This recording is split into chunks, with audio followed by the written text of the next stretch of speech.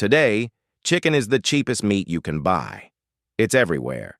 Fast food, frozen dinners, school lunches, meal prep containers. If you need protein and you're on a budget, you buy chicken. It's so common, so affordable, so unremarkable, that it's easy to forget it wasn't always this way. But here's the thing. For most of American history, chicken wasn't cheap food.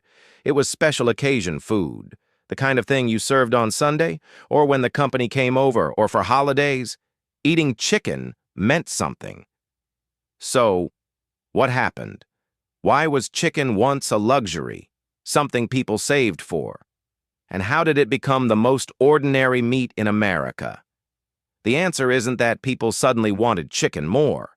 It's that the entire system was rebuilt around it.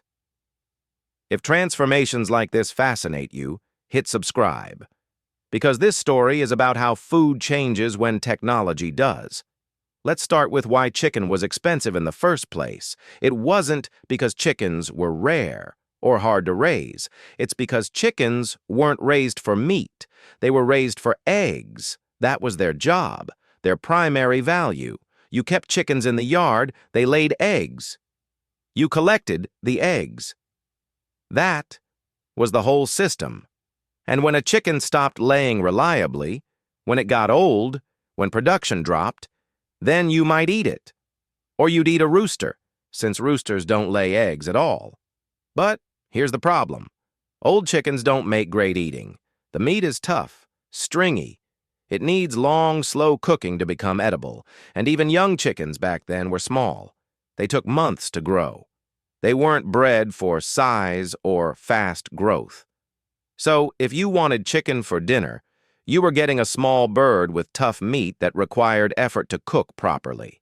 That wasn't a great trade-off, especially when you could raise a pig or buy beef and get more meat, more tenderness, more value.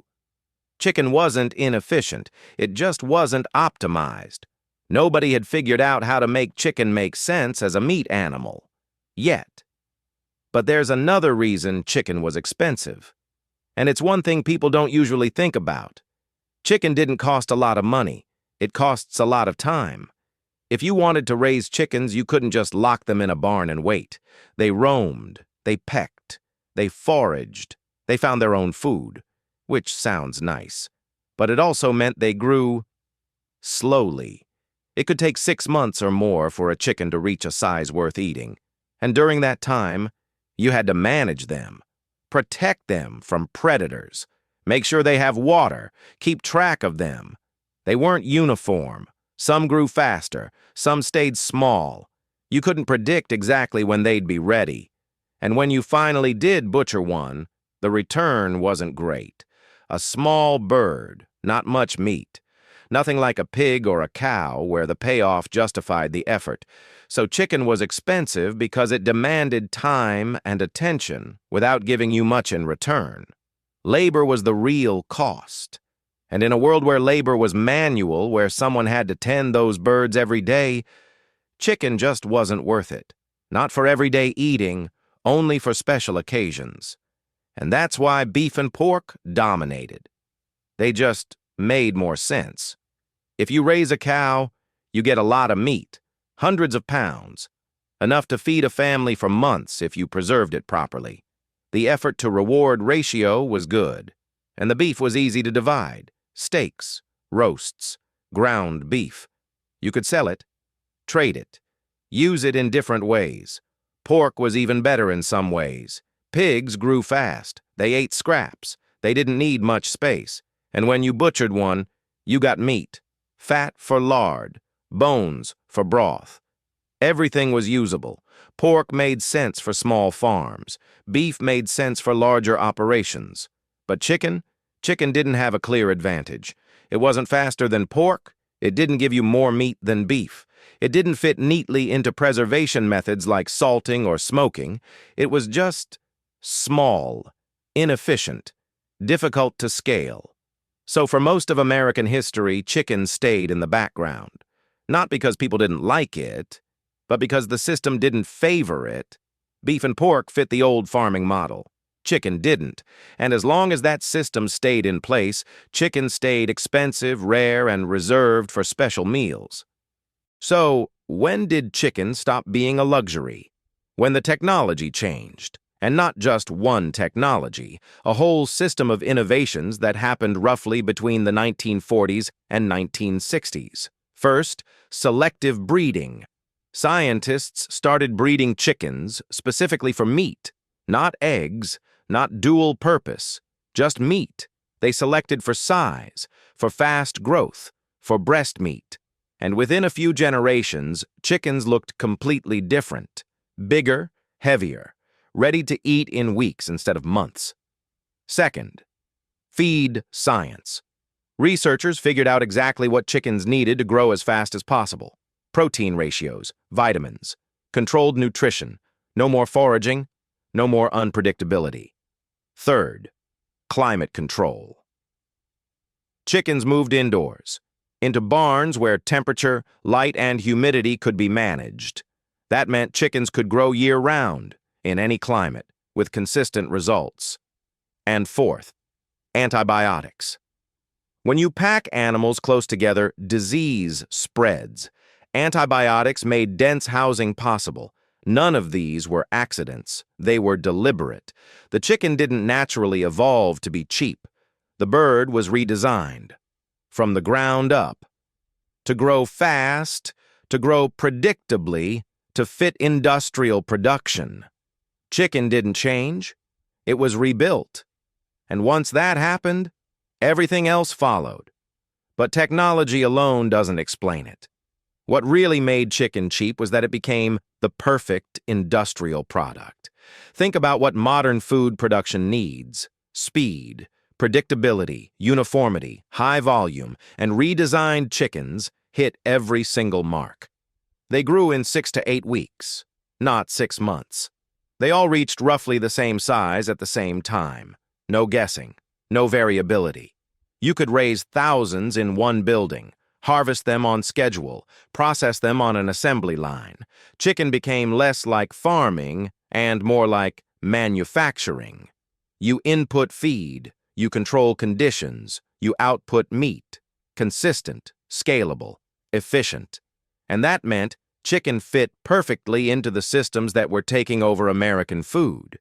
Fast food chains needed protein they could buy in bulk at a stable price with a reliable supply. Chicken gave them that. Frozen food companies needed something that froze well, reheated easily, and stayed affordable. Chicken gave them that too. Grocery stores needed meat that moved quickly, didn't spoil fast, and had high margins. Again, chicken. Chicken didn't win because it tasted better than beef or pork. It won because it fit the system better. It was fast, it was cheap, it was predictable. And in modern food, that's everything. The assembly line entered the barn, and chicken was built for it. And once chicken became cheap, something else happened. It stopped being special. When chicken was expensive, it had meaning. Sunday dinner, a holiday meal, when guests came over. Eating chicken was an event. It was something you planned for, something you looked forward to. There was ritual around it. But when chicken became the cheapest protein you could buy, it became background food. Weeknight dinners, meal prep, lunch leftovers, it lost its occasion. And that's not a complaint. It's just what happens. When food becomes abundant, it stops being celebrated. Chicken went from Sunday roast to I need to defrost something for dinner, from centerpiece to filler, and because it was everywhere, in every restaurant, every freezer aisle, every school cafeteria, it became ordinary. Not in a bad way, just in a neutral way. Chicken stopped meaning anything. It was just protein, cheap, available, reliable. And in some ways, that's a victory. It means more people can afford to eat. But it also means the chicken lost something. It's no longer something you save for, something you anticipate. It's just there. When food becomes cheap, it stops being celebrated. And chicken became the cheapest of all. So here's the truth about why chicken became America's default meat. It didn't win because it was better. It won because the system was built for it. Chicken wasn't more delicious than beef. It wasn't more nutritious than pork. But it was faster. It was cheaper to produce at scale. It fit the infrastructure of modern food better than anything else. And once that infrastructure was locked in, once fast food chains, frozen food companies, and grocery stores all optimized around chicken, everything else lost ground. Not because beef or pork failed, but because they couldn't keep up with chicken's advantages in an industrial system. The chicken grew in weeks. Beef took years. Chicken was uniform. Beef varied. Chicken scaled easily. Pork required more management. So chicken won, not to taste, not on tradition, on structure. It was the right product for the system that came to dominate American food. And once that system took over, chicken became inevitable. It didn't become cheap because people loved it more. It became cheap because the world was rebuilt around making it cheap. And once it was cheap, it became what everyone ate. Chicken didn't win. Everything else is lost. Chicken didn't become cheap because it got better. It became cheap because the world was redesigned around it. The breeding, the feed, the barns, the processing plants, the distribution networks. Every piece of the system was rebuilt to make chicken fast, uniform, and affordable. And once that system was locked in, chicken stopped being a luxury. It became the baseline, the protein you reach for without thinking, the safe choice, the everyday option. And in a lot of ways, that's progress. More people can afford protein now. Chicken feeds millions. That matters. But it also means something was lost. Not just the specialness of chicken, but the diversity of what came before it. Because when one food becomes that cheap, that dominant, that optimized, everything else struggles to compete. Chicken didn't just win, it reshaped the entire landscape. If stories like this make you think, hit subscribe. We're tracing how systems shape what ends up on our plates. And comment.